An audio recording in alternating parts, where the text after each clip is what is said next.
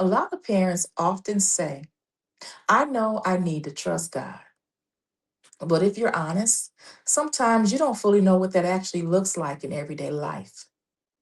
Trust can sound spiritual and comforting until you're in a real moment, a triggering moment, a disappointing moment. Then suddenly you're trying to figure out, okay, what does trusting God really look like right here? Trust is easy to say in theory, but what about when your child makes another bad decision? When they stop responding to you, when nothing seems to be changing? Mhm. That's where trust stops being a nice idea and it becomes something you actually have to live out. Now, this is something that I had to learn. Trust is not something you feel. Trust is a posture. It's how you respond, how you think, how you move, especially when things are uncertain.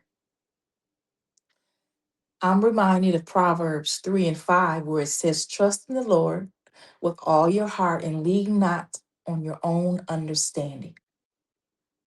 Now, that last part matters because our understanding wants explanations, evidence, control, but trust keeps moving forward even without all of those things.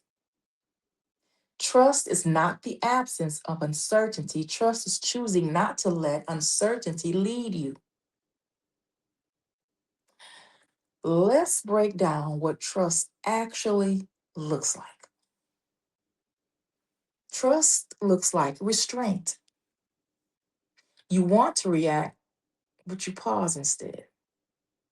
You want to step in immediately, but you pray first. You want to control the outcome, but you release it again. Mhm. Trust looks like consistency, not trusting God one day and completely unraveling the next, but returning, realigning, reminding yourself the truth again and again, and as often as you need to.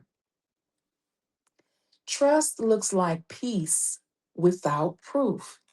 Now, this is a hard one because we often think, I'll feel peace when I see change. But trust says, I'm going to stay grounded even while I wait. Mhm. Isaiah 26 and 3 says, You will keep in perfect peace those whose mind are steadfast because they trust in you. The word steadfast means not emotionally all over the place. That doesn't mean you never feel discouraged. It means discouragement doesn't become your leader.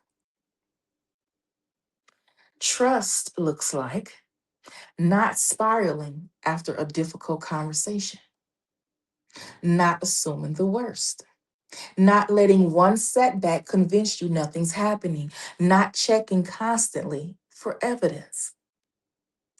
Trust changes your posture before it changes your situation.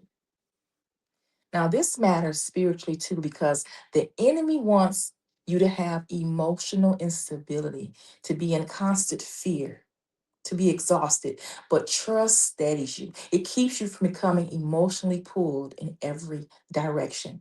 Trust doesn't always look powerful. Sometimes trust looks quiet. Sometimes trust looks like not reacting, not panicking, not chasing, not forcing. There were moments I had to stop and ask myself, if I truly trusted God right now, what would my response look like? And honestly, sometimes the answer was be still.